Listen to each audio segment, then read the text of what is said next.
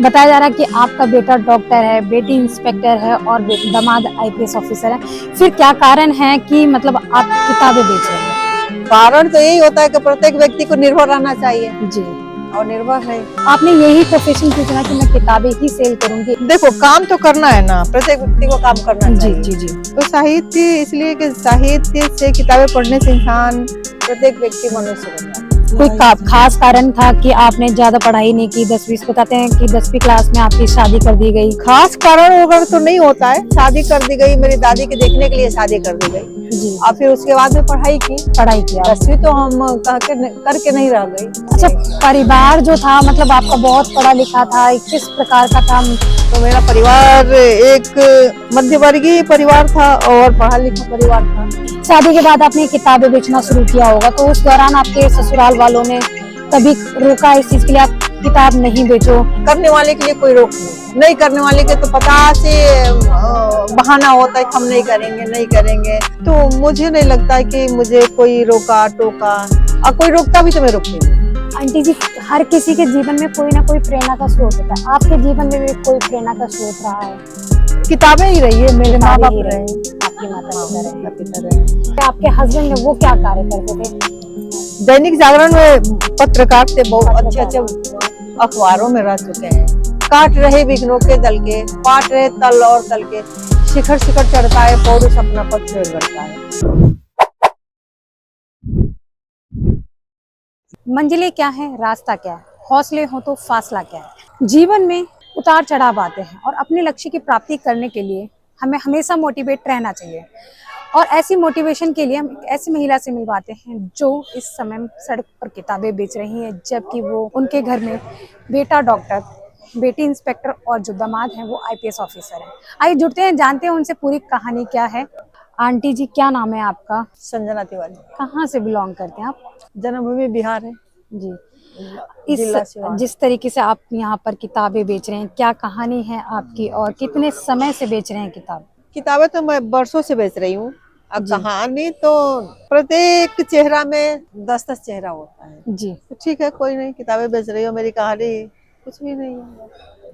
बताया जा रहा है कि आपका बेटा डॉक्टर है, बेटी इंस्पेक्टर है और दामाद आईपीएस ऑफिसर है। फिर क्या कारण है कि मतलब आप किताबें बेच रहे हैं? कारण तो यही होता है कि प्रत्येक व्यक्ति को निर्भर रहना चाहिए जी। और निर्भर है, निर्भर निर्भर है। रहना चाहिए। क्या मतलब किस उम्र से आप किताबों, आपने यही प्रोफेशन क्यों चुना कि मैं किताबें ही सेल करूंगी? ऐसा क्या मतलब था जो किताबों के लिए आप इतना जागरूक हुए, या किताबों के लिए ही मतलब काम करना है मुझे? देखो, काम तो करना है ना, प्रत्येक व्यक्ति को काम करना जी चाहिए। जी जी। और किताबों के लिए तो, हिंदी साहित्य के लिए तो इंसान को, साहित्य वो चीज है कि जो प्रत्येक व्यक्ति को ए, हित सिखाता है। अपने हित के लिए दूसरे के बराबरी, जो सम, साहित्य का मतलब होता है जो दूसरे का हित कर सके। तो साहित्य इसलिए कि साहित्य से किताबें पढ़ने से इंसान प्रत्येक व्यक्ति मनुष्य बन जाता है। अच्छा मैम, थोड़ा सा मैं आपके परिवार के बारे में जानना चाहती हूँ कि मतलब क्या एजुकेशन हुआ करती थी, और कोई खास कारण था कि आपने ज्यादा पढ़ाई नहीं की? 10वीं बताते हैं कि 10वीं क्लास में आपकी शादी कर दी गई। खास कारण वगैरह तो नहीं होता है, शादी कर दी गई, मेरी दादी के देखने के लिए शादी कर दी गई जी और जी। फिर उसके बाद में पढ़ाई की। पढ़ाई की आपने? 10वीं तो हम करके नहीं रह गई। जी। 10वीं के बाद में इंटर की, इंटर की, बीए की, बीए की। पर एमए की। ज्यादातर महिलाएं शादी के बाद पढ़ाई नहीं कर पाती हैं, और इतने समय पहले की बात करें तो नहीं करती थी महिलाएं पढ़ाई। देखो, महिलाएं पढ़ाई क्यों नहीं करती थी, क्यों नहीं करेगी, करना चाहिए, महिलाओं को जी जी। पढ़ना चाहिए। ये एक हम लोग, हमारे यहाँ शुरू शुरू में चला हुआ था एक, कौन सा पाठशाला, रात्रि पाठशाला। जी। तो उसमें था कि मेहनत करने वाले पढ़ना लिखना सीखो। मेहनत करने वाले पढ़ना लिखना सीखो। तो प्रत्येक व्यक्ति का हक है अपना शिक्षा प्राप्त करने के लिए, शिक्षित होने के लिए शिक्षित होना चाहिए। शिक्षा ही समाज की ज्योति है। तो हार तो किसी भी सूरत पर नहीं मानना चाहिए। अपनी इच्छा को, दूसरे पर निर्भर होने से पहले खुद पर निर्भर, कोई किसी को रोक नहीं सकता पढ़ने अच्छा, से। परिवार जो था मतलब आपका बहुत पढ़ा लिखा था, किस प्रकार का था? मध्यम वर्ग से था, उच्च श्रेणी से आता था, किस प्रकार का देखो था? हमारा जो मेरा परिवार पढ़ा लिखा था। पढ़ा लिखा था। पढ़ा लिखा जी। उच्च श्रेणी वर्णी तो कुछ नहीं होता है, बस इंसान होना चाहिए। तो मेरा परिवार एक मध्यवर्गीय परिवार था और पढ़ा लिखा परिवार था। दोनों पक्ष ही पढ़े लिखे थे। हमारे ससुराल में भी काफी पढ़े लिखे थे, मायके में भी पढ़े लिखे थे। तो एजुकेशन में तो हमारे ससुराल वाले ही कुछ अधिक ही थे। और मेरे जो पति है वो विद्वान आदमी है, तो पढ़े लिखे थे। अब पढ़ने की लत हमें बचपन से थी, बस यही है। अच्छा, शादी के बाद कभी ऐसा नहीं हुआ, जैसे शादी के बाद आपने किताबें बेचना शुरू किया होगा, तो उस दौरान आपके ससुराल वालों ने कभी रोका इस चीज के लिए, आप किताब नहीं बेचो या इस तरीके के कोई और काम कर लो, क्योंकि आप आगे देखो एजुकेशन ले चुके थे? देखो कोई हमको रोक नहीं सकता। करने वाले के लिए कोई रोक नहीं, नहीं करने वाले के तो 50 से बहाना होता है कि हम नहीं करेंगे नहीं करेंगे। तो हम वो व्यक्ति नहीं है कि हम रोक किसी के रोकने पर रुक जाऊं, किसी के कहने पर चलूं। स्वतः इंसान का अपनी मर्जी होनी चाहिए, तो कोई किसी को रोक पर नहीं। ज्यादातर महिलाओं का शादी के बाद ससुराल पक्ष का दबाव रहता है कहीं ना कहीं। कोई दबाव नहीं रहता है, रहता भी है, दबाव भी रहता है। ऐसा कुछ नहीं है कि दबाव नहीं है दबाव भी रहता है। लेकिन मेरे ऊपर कोई दबाव नहीं रहा। प्रत्येक मनुष्य चाहे तो कुछ भी कर सकता है। परिवार ने कहीं ना कहीं आपको सपोर्ट किया कि आप किताबों में मतलब जैसे आप बेच रहे हैं या आप किताब लिख भी रहे हैं बहुत सारी? देखो ऐसा होता है ना कि परिवार सपोर्ट जब करता है कि हम आगे चल रहे हैं, कोई किसी को बाधक नहीं होता है, कोई किसी के पथ के बाधक नहीं होता है। तो ये एक कविता है ना कि काट रहे विघ्नों के दल के, पाट रहे तल और तल के, शिखर शिखर चढ़ता है पौरुष अपना पथ स्वयं गढ़ता है। तो मनुष्य को, प्रत्येक मनुष्य का हक है कि अपना जीवन जीने के लिए, अपना अधिकार के लिए लड़ाई करनी चाहिए, अंतिम आवाज देना चाहिए। तो मुझे नहीं लगता कि मुझे कोई रोका टोका, और कोई रोकता भी तो मैं रुकती नहीं, मुझे रुकना भी नहीं। आपने जो कोई कविता लिखी हो कुछ उस बारे में बता पाएंगे, कितनी कविताएं लिखी हैं अभी तक? देखो कविताएं तो हमारी एक किताब लायक हो गई है। अ, और एक कविता मैं अभी सुना देती हूँ। शीर्षक है झूठे सपने। झूठे सपने। झूठे सपने।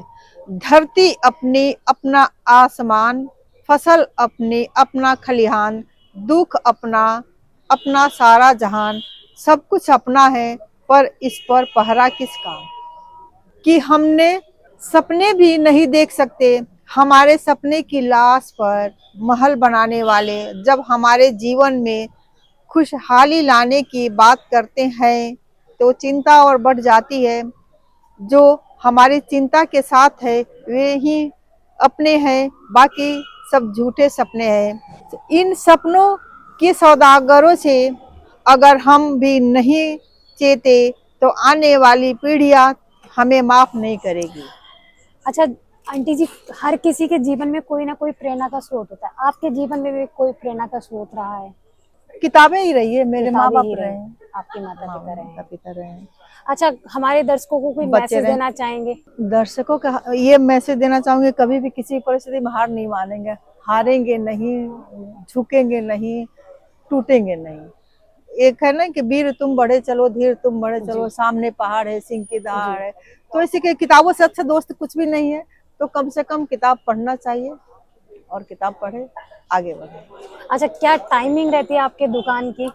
11 बजे से, सुबह 11 बजे से लेकर के 9 बजे रात, 9:30 बजे रात तक। 9:30 रात तक। अच्छा, सर्दी होती है, गर्मी होती है, बरसात होती है? डर नहीं लगता, बरसात से किताबों की डर लगती है, मुझे कोई डर नहीं। बाकी आपको इतनी ठंड पड़ रही है इस समय दिल्ली के अंदर, तो नहीं ठंड वगैरह हमको नहीं कोई डरा नहीं सकता। कोई डरा नहीं सकता। हौसला बुलंद है हाँ आपका। हौसला बुलंद, बुलंद होना भी चाहिए। अच्छा, ये किताबों के लिए आपने यही लोकेशन को क्यों चुना? कोई खास कारण इसका?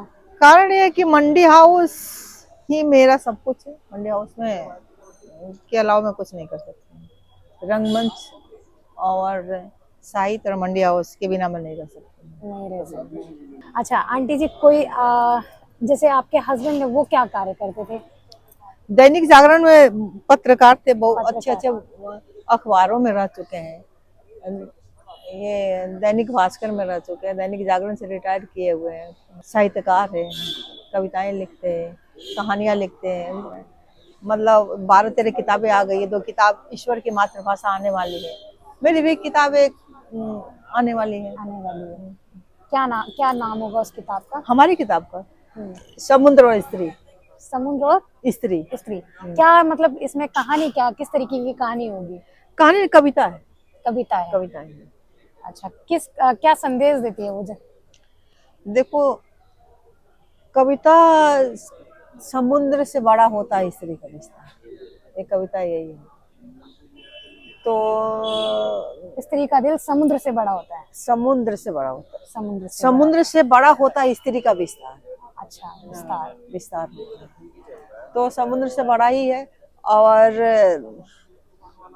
सारी शक्तियां तो हमसे निकलती है, हम कमजोर भी नहीं है। पर महिलाओं को कहीं ना कहीं कमजोर बताया जाता है कि इस पे भी हमारी एक कविता है कि हमें बचपन से ही कमजोर कहा जाता है। कमजोर कहा जाता है, हमारे माइंड में एक बात फिक्स कर दी जाती है। ये भर दिया जाता है कि महिलाएं कमजोर होती है, स्त्रियां कमजोर होती है। कमजोर कहीं भी नहीं है, हमसे ही सब कुछ। हम हैं तो पूरा संसार है। जननी आखिर हमारे हाथ में है, जिसको जो ये महिलाएं सब कुछ कर सकती है, शक्ति है, सृष्टि है, तो कमजोर कैसे है?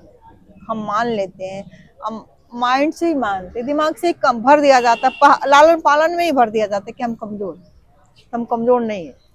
अच्छा, आपने जैसे आपके बच्चे हैं, बेटा जो है डॉक्टर है, बेटी इंस्पेक्टर है, दोनों की एजुकेशन भी सेम रही होगी जैसे? नहीं, बेटा तो हमारा 12वीं करके एमबीबीएस की तैयारी किया। मतलब कोई भेद नहीं रहा होगा? नहीं, भेदभाव का नहीं, हमारे घर में ऐसा कभी भी कोई भेद नहीं रहा। भेद क्यों करेंगे भेद भाई? नहीं रहा। अच्छा, जैसे वो इतने बड़े पोस्ट पर हैं तो उन्होंने कभी बोला कि मम्मी इस तरीके की से किताबें सेल नहीं करो, कभी ऐसा उन्होंने कोई नहीं, क्यों बोलेंगे? कौन इसमें खराब काम है? किताब ही है, किताब से जीवन है।